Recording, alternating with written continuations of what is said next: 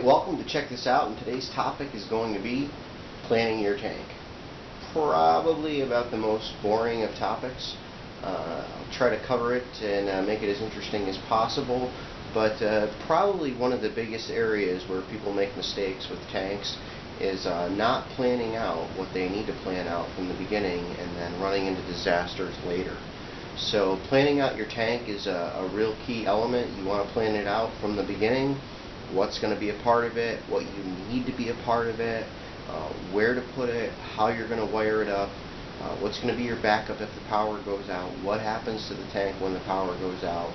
These are all things that are part of planning. Now, if you plan your tank out successfully, how you're going to feed it, how it's going to work start to finish, it's going to wind up being a lot less work for you in the long run. You're not figuring these things out as you go. So if you have a lot of other things going on and you get busy, you may not have time all the time to stop and dedicate to the tank because you just have some big problem come up. Not to mention the fact that it's a pain. You want to plan your tank out from the beginning. You want to know how much work is involved. You want to know what you need to do and when you're going to do it to be successful, so that hopefully you stay doing this. I've been keeping tanks for about 20 years now. And so far it's been a lot of fun. I haven't had any real major disasters. So without any further waiting here, we'll roll into it. So first off, in planning the tank, where are you going to put the tank? You want to keep it away from outside walls. I mean, you've probably seen this topic covered before.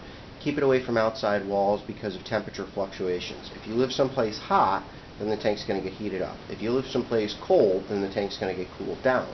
Pretty soon your tank heaters or your tank chiller is working constantly to keep up with the temperature fluctuations, and it's more likely that you'll have a failure if you are located near an outside wall, if you have high temps where you live or low temps where you live. If it's about 70 degrees all the time where you live, let me know where you're from. Send me an email. But the extreme temperatures affect where you put your tank more, depending on how hot or cold it gets where you live. The other thing, just fluctuations in temperature around the tank. You don't want to put it next to a heating vent or an air conditioning vent or next to a radiator, where in the wintertime it may be heated up beyond the temperature you want to keep it. Most tanks are kept about 78 degrees. You want to try to keep your tank somewhere where you can regulate the temperature and keep it out of direct sunlight so you can have control over how much light the tank gets. Next, we're going to take a look at budget, how much you want to spend. Let's be honest with ourselves. These tanks can be really expensive. Everything from a freshwater, fish-only tank, I would say, is near the bottom of the budget setup. To me, you can do a lot with that tank. You can do a lot of artificial plants. Your substrate or rocks and gravel, sand that you put at the bottom of the tank is less critical. You can kind of pick whatever you like, however you like. As you get into planted tanks, your substrate becomes more important. It's going to cost more money. You're going to need substrates that provide nutrients. You're going to need lights that provide nutrients for the plants as well, for photosynthesis to occur. So be honest with yourself on what you want to spend. Again, you don't want to avoid a disaster where you think you're going to spend this much money and then you get plants loaded in your tank and, oh man, you need different substrate, or oh, you need different lights. Because then your plants are dying, and that's not fun, and that's not success, and that's what leads people to getting out of this. So think about what kind of tank you're going to get, which we'll talk about here in a minute, and how much money you want to spend. Next, we'll talk about size with the fish tank. The bigger the tank, the better. A bigger tank is less affected by its environment. Say if a door opens up and cold air blows in, it's less likely to have that dramatic of an effect if you have a 75 or 100-gallon tank, as opposed to a 20-gallon tank, which that could be enough to kick your heaters on. And same thing for hot weather. If you've got that hot air gusting in and hitting that tank, you better hope you have a chiller on there. There's no way you're going to stay under 78 degrees. Temperature, and the other thing is water conditions, whether it be pH or if you're running a saltwater tank, calcium. They say nothing good happens in a tank quickly, and the more water volume that you have, the slower these changes take place, which gives your biological load, whether it be plants or fish, more time to adjust to the changes that are taking place, and also more time to get used to the changes, and more time for you to catch things going wrong and fix them. So that's why they say the bigger the tank, the better. And for somebody who has not a lot of experience, that's going to make it more manageable for them to manage the setup and manage the water conditions and keep things where you want them to be. Type of tank that you want to, do you want to set up a freshwater or saltwater, plants only, plants and fish, live rock, a reef tank which has living corals on it. You need to decide what type of tank you want to get, and again, some of that goes back to budget. Do you want to have a simple tank, or do you want to have a complex tank? A planted tank with very few little fish in it at all isn't going to have a whole lot of interaction from you, other than maybe adding supplements and trimming the plants back. It's a fairly simple ecosystem. Same thing, freshwater fish only tank. Once you get your filtration in place, fairly simple, as opposed to, say, a reef tank or a tank which has fish and live plants at a heavy bioload of fish. I'm talking getting your success with your plants becomes a lot more difficult. 6 basic types of tanks and the requirements. I'm going to skip past that for a second. Plan every piece of your tank. Filtration, actually draw it out, where it's going to be, what size. If you're going to use a sump, are you going to use a hang on the back filter? What distance from the wall does the tank need to be? Plan out every piece. Actually draw it out where it is. So we'll take a quick step back here to number 6 basic types of tank. I couldn't possibly cover every type of tank, so I'm just going to cover some real quickly and give you a general idea of what you're dealing with. These would be plant-only planted aquariums. Now you can see here the planted aquariums. It's mostly plants.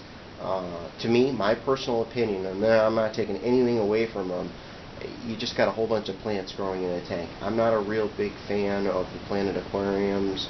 I know there's different species of plants in there, but I personally think it's a little boring. But it is difficult, I guess, to keep all those species together and get that environment running well. So, next you've got fish-only tanks where the decorations are artificial. So, and that's what we're looking at here. There's a number of different tanks. Your filtration system, you've got a little more options because you don't have plants growing in the tank that are relying on the substrate that's in the tank. Fish-only tanks are a lot easier to set up, in my opinion, a lot easier to manage. You can have fish-only salt or fish-only freshwater tanks. Both of them are a lot easier to keep than a live plant tank. The fish-only tank, the lights don't really matter. You can have just enough light to light up the tank. On a freshwater tank, it's usually between 8 and 12 watts is more than enough. When you get into plants, you're talking 2 to 4 watts per gallon. So you can see a substantial increase in lights. Fish-only tanks, to me, this is where a starter should start out. Fish-only. If you have the budget, you can do fish-only salt, but this is where I'd recommend that people start. Next, you've got fish and plants. And what I mean by that is, like this tank here, you've actually got a lot of fish. Not just a couple little neon tetras swimming around, but you've got a lot of different fish in the tank and a lot of different plants in the tank. This is probably one of the more challenging setups. Again, if you're new to the hobby, not quite sure I would go this route. That's type number 3 that I've got here. And then saltwater tanks, again, you've got saltwater fish only. Now what's neat here is a lot of companies are now producing, like Instant Reef is producing artificial decorations you can put in so that it looks like a reef, but it's not. That's a fish only tank. A lot easier to take care of. A lot of times a wet dry drip filter and a sump is more than enough with a little power head up top. Not going to cut it for a live reef tank, but it will for a fish only. Now, the next step up for saltwater is fish only with live rock, or the Fowler setup. And that's what you've got here. And the big advantage with a Fowler setup is that live rock is a big part of your biological filtration. So you've got a lot of biological filtration going on with a live rock, which is going to reduce the amount of water changes that you have to do. With a fish-only tank, you tend to have to do more water changes because you don't have the filtration going on. With the live rock, it reduces the water changes, which is nice.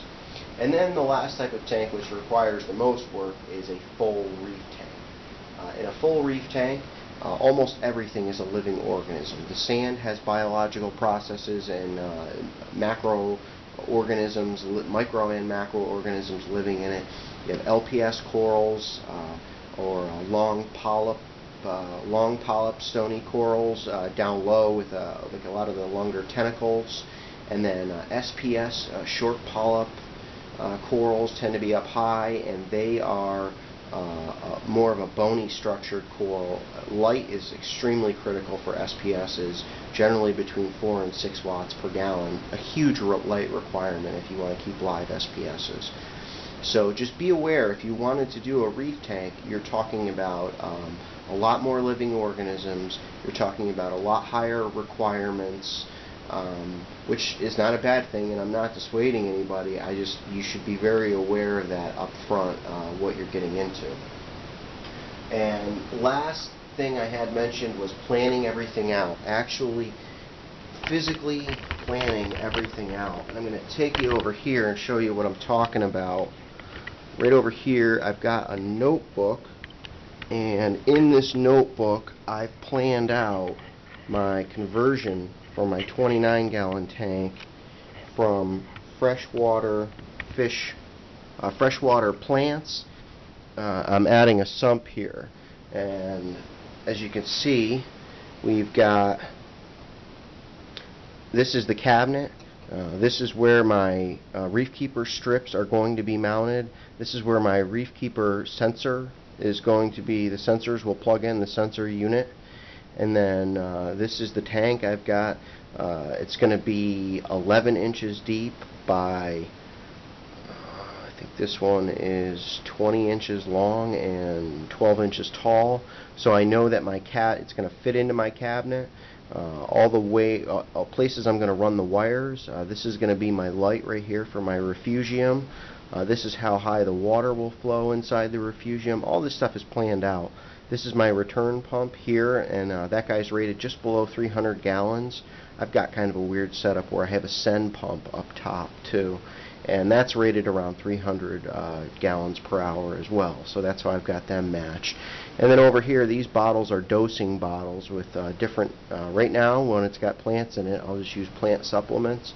When I convert it to salt, I will go to calc washer and alkalinity and micro and macro elements in the third bottle, and then the pumps will be right above it, and those pumps will use the timers in the reef keeper system to dose these chemicals into this return side of the sump. That's what these holes over here are.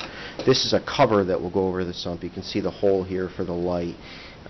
When I convert to salt, I'll have a hang on the back skimmer that's going to be mounted over here, so that I won't have that skimmer up on the back of my tank. So when I say planning out your tank, I'm actually talking where every wire will run, where it's going to be plugged in, all those items, so that you don't wind up backed in a corner where your sump is too large for your base or something like that. So don't forget to thumbs up the video. Hopefully it helped you, and hopefully it'll prevent you from running into a disaster. Thanks, and we'll see you next time.